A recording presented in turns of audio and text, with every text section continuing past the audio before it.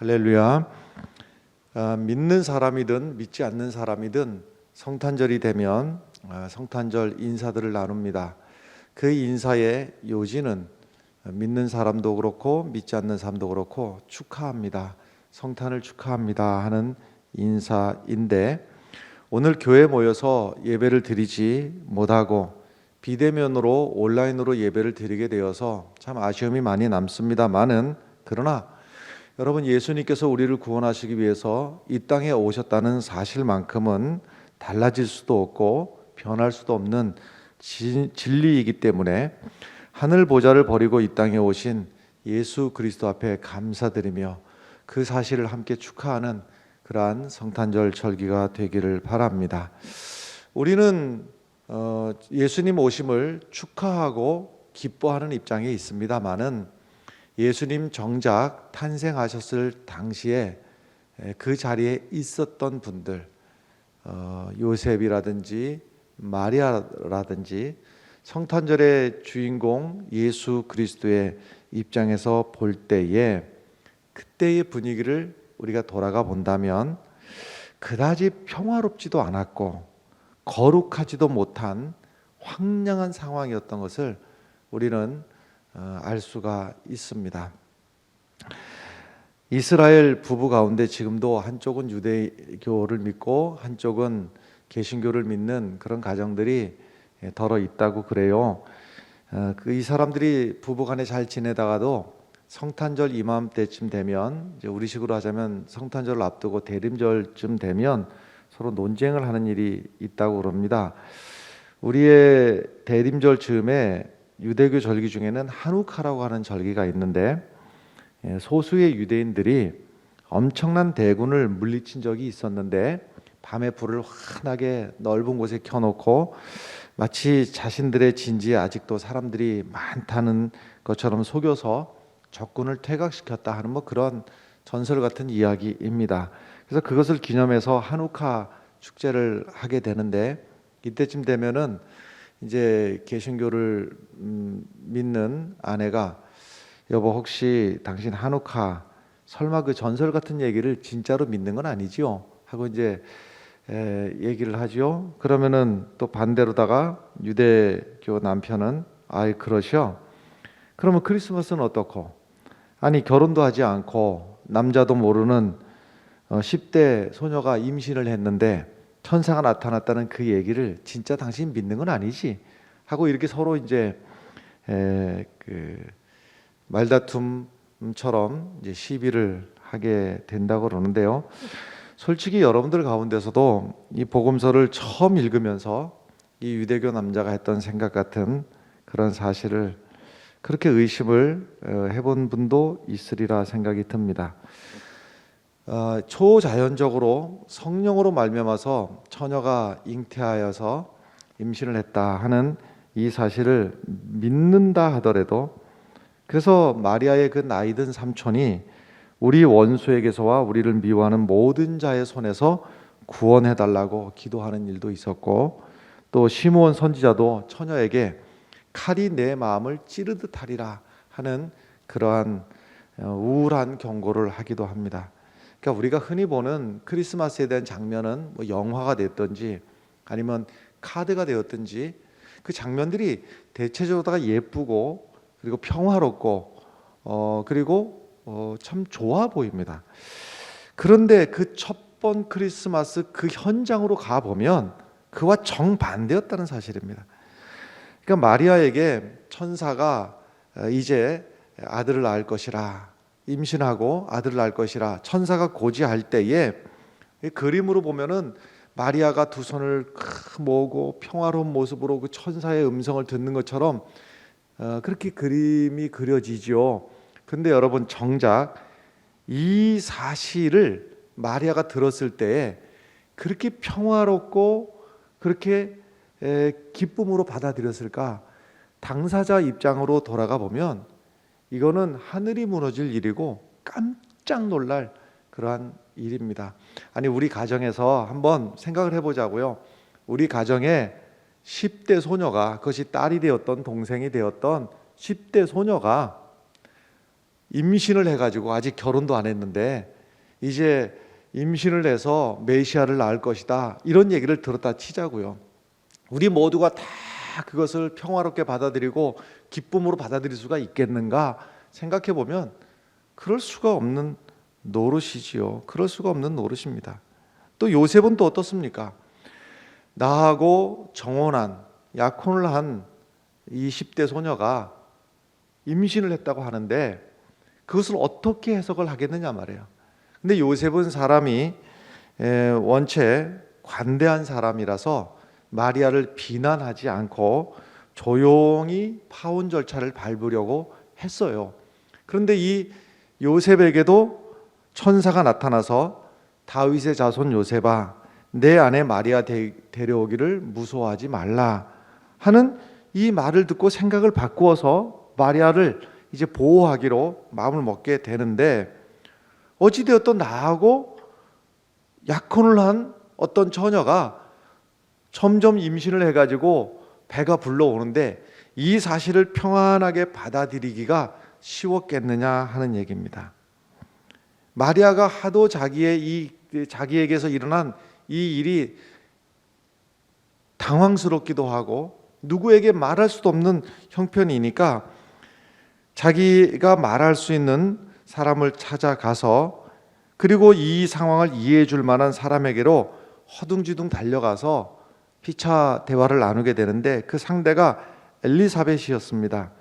엘리사벳은 나이가 많음에도 불구하고 이미 임신할 수 없는 그러한 몸이었음에도 불구하고 천사가 나타나서 예언을 한 다음에 기적적으로 아이를 갖게 되는데, 이 엘리사벳은 세례 요한의 어머니이고 그래서 이 세례 요한의 어머니 엘리사벳에게 이 되어진 일을 서로 주고받고 이렇게 하게 되는데, 엘리사벳은 마리아의 이야기를 다 들어주고 그 모든 일을 믿어주고 함께 기쁨을 나누고 하지요. 그런데 바로 뒤에 일어날 일은 아이가 탄생을 하는 일인데, 아이가 탄생할 때 그 장면을 보면 엘리사벳은 비록 나이가 많아서 임신을 했으나 아이를 출산을 했을 때 주변에 있던 사람들이 다 축하해주고 잘 되었다, 비록 그동안에 아이를 낳지 못했으나 이렇게 나이가 들어서라도 아이를 낳게 됐으니 얼마나 좋으냐 하고 축하해주고 사람들이 달려와주고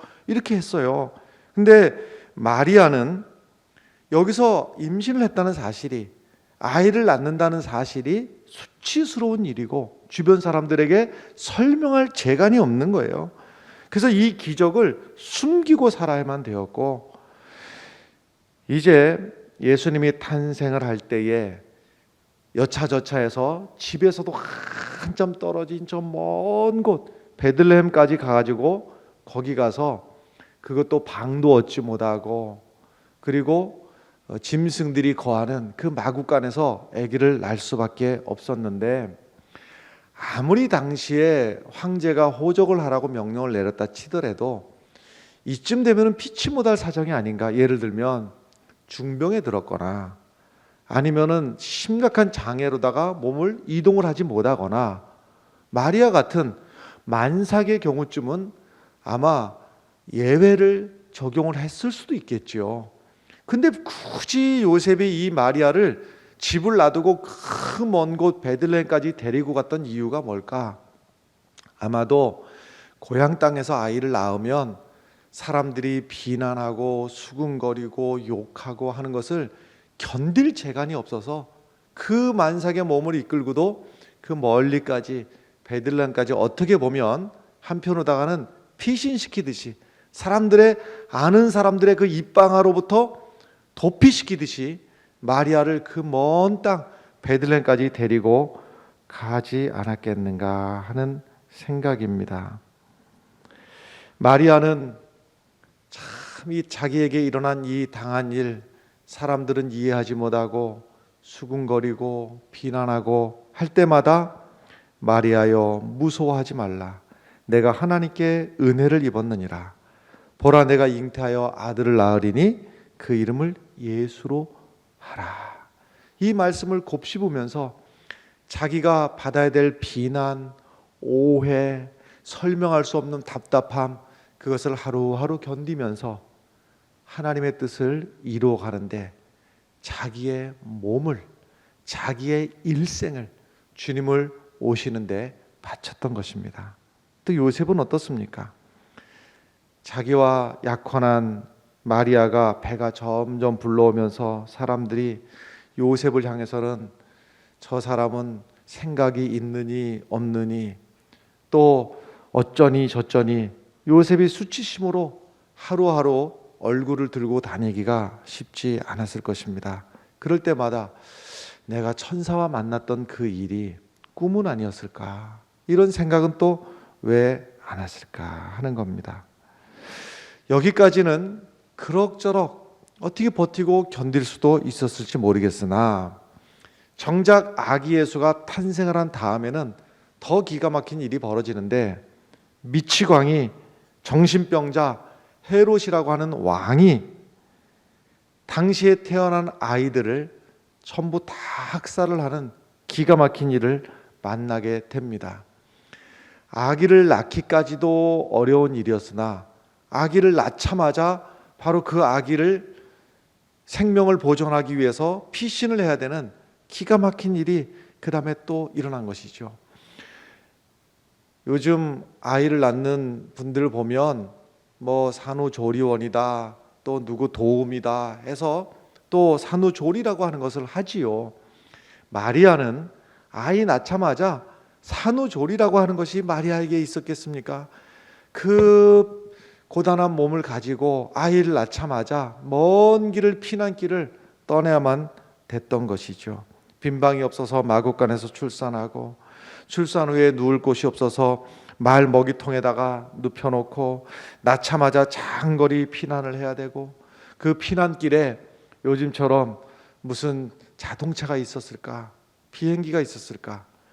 아니, 짐승 한 마리, 변변한 말이라도 한 필 있었으면은 그 처량한 마음은 좀 덜했을 터인데, 그렇게 고단한 몸으로 마리아와 요셉만 고단했을까?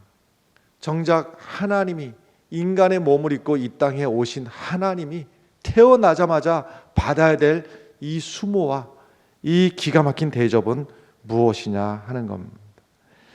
매년 성탄 시즌이 되면 예수 그리스도 탄생을 머릿속에 떠올려 보는데, 평안하고 고요하고 하늘의 영광, 땅의 평화 이럽니다마는 실제로 당사자 마리아, 요셉, 또 하나님이 육신의 몸을 입고 오신 예수 그리스도 그 어린 아기는 기가 막힌 상황에 처했다 하는 것입니다. 정말 하나님께서 무엇 때문에 이 어린아기의 모습으로, 그것도 가난한 집안에, 그리고 마국간에서 태어나게 하셨을까? 이 사실을 통해서 우리들에게 주시는 하나님의 말씀은 무엇일까 하는 겁니다. 첫 번째는 겸손입니다. 여러분 신화에서든지 전설에서든지 신의 모습은 강력한 모습으로다가 우리들에게 보여지지요. 하나님이 지상에 오시되 회오리 바람이나 삼키뜰단 불의 모습으로, 그런데 우리에게 오신 하나님은 낮은 모습으로, 작아진 모습으로, 작아지다 못해서 어머니 몸에 난세포가 되기까지 작아진 모습으로 우리에게 오셨던 겁니다. 온 우주를 말씀으로 창조하셨던 하나님이시고, 그 말씀으로 온 우주를 운행하셨던 하나님이 세상의 모든 나라와 모든 군대를 다 하나님의 뜻에 의해서 움직이시던 하나님이 정작 이 땅에 오실 때에는 말도 못하고 딱딱한 음식도 못 먹고 대소변도 못 가리는 어린아이의 모습으로 어느 10대 소녀의 품을 유일한 피난처로 삼고, 그 소녀에게서 음식과 사랑을 공급받아야 되는 연약한 모습으로 우리 가운데 오셨습니다. 왜 꼭 그래야 됐을까? 고관대작들이 납치는 것을 보면 경호원들을 대동하고 화스러운 의복을 입고 이러고 등장을 하는데, 왜 우리 아기 예수는 하나님께서 이 땅에 태어나시면서 이렇게 천하고 이렇게 낮은 모습으로 우리에게 오셨을까? 오래전 영국 여왕 엘리자베스가 한국을 방문했을 때 그때의 수반되었던 의전품 목록을 본 기억이 있는데요. 한 행사마다 2벌씩 의상을 준비하고 혹시 의상에 조금이라도 탈이 나면 바로 교체를 하려고 똑같은 의상을 매 행사 때마다 2개씩을 준비를 하고 혹시라도 방문 기간 중에 누가 죽었을 경우에 대비해서 상복도 그 안에 준비를 해놓고 19리터들이 혈장액을 준비하고 변기 깔개를 준비하고 등등등 포함해서 여왕 한 사람을 위한 그 잠깐 동안의 나들이 기간 동안에 1800kg이나 해당되는 짐들을 준비했다. 그 잠깐 기간 동안에 들어가는 비용이 26억 원이나 들어갔다.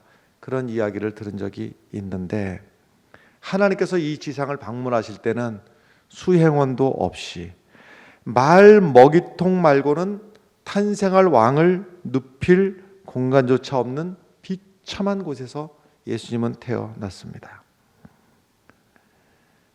예수님 앞에 등장했던 사람들을 보면 천사들로 인해서 잠깐 광채를 발한 적도 있고 또 동방의 박사들도 찾아오기는 했으나 다른 사람의 양떼나 대신 쳐주던 고용인들, 제 이름자 하나도 쓸 줄 모르던 천출들, 목자들이 예수님 앞에 나왔습니다.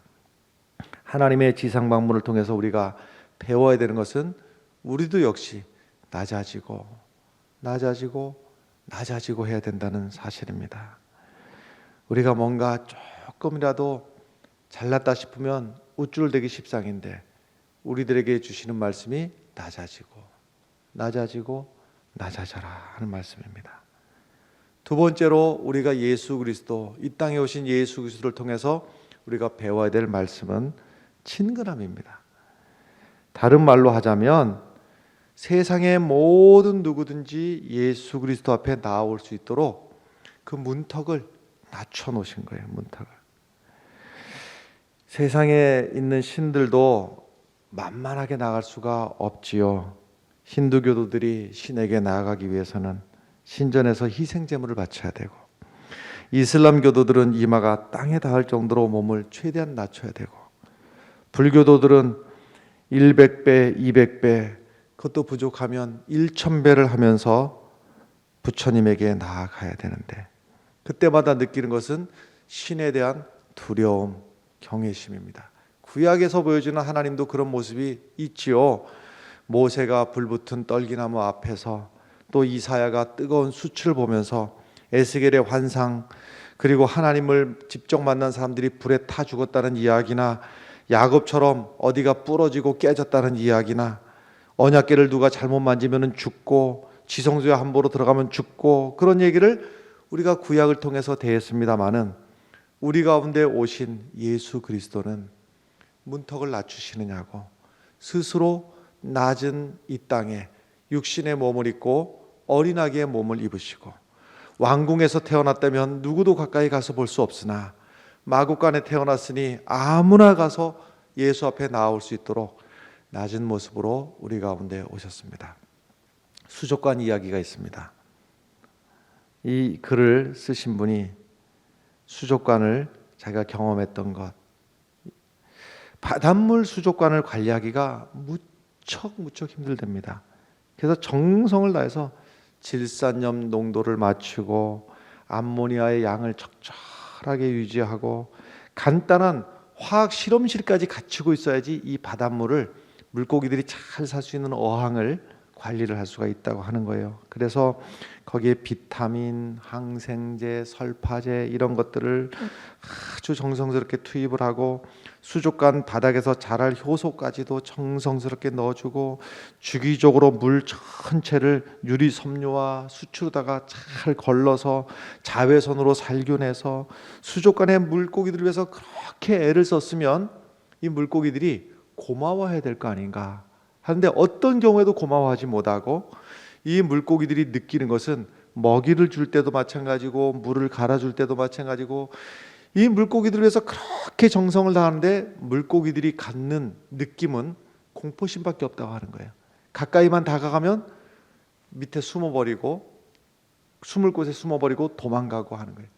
방법이라고 하는 것은 이제 스스로가 물고기가 돼서 그 어항 안으로 들어가서 물고기의 언어로 사실은 말이야, 나는 너희를 위해서 이렇게 많은 수고를 했고 너희를 위해서 이렇게 많은 정성을 다했어 말하는 수밖에 없는 것인데, 사람이 물고기가 되는 일보다도 비교할 수 없는 엄청난 사건이 하나님이 육신의 몸을 입고 이 땅에 태어났다고 하는 사실입니다. 여러분, 우리로 하여금 하나님 앞에 누구든지 나아갈 수 있도록 하기 위해서 예수 그리스도께서 이 땅에 오셨다는 사실 앞에 우리는 감사하고 또 감사해야 될 줄로 믿습니다. 또한 우리가 그 예수 그리스도의 성품을 본받아서 우리도 이웃들을 섬기는 일에 나 자신을 내려놓고 낮아지고 겸손한 모습으로 그리고 섬기는 마음으로 이웃들을 대하는 그런 성탄절 절기가 되시기를 간절히 바랍니다. 여러분, 하나님 앞에 감사하는 절기가 되기를 바랍니다. 모든 것을 버리시고 이 땅에 오신 예수님 앞에 여러분, 우리가 주변 환경을 바라보면서 불평과 불만이 내 입에 남아있지 않기를 바랍니다. 비록 어려운 여건들이 있다 할지라도 날 구원하시기 위해서 오신 예수 그리스도 앞에 감사하면서 또 우리가 이 성탄절을 지내면서 우리가 드려지는 헌금이 어려운 이웃들을 섬기는 일에 우리가 사용되어지는 것을 생각하면서 우리도 이 선한 일에 함께 참여하는 성탄절 절기가 되시기를 주의 이름으로 간절히 축원합니다. 함께 기도하겠습니다.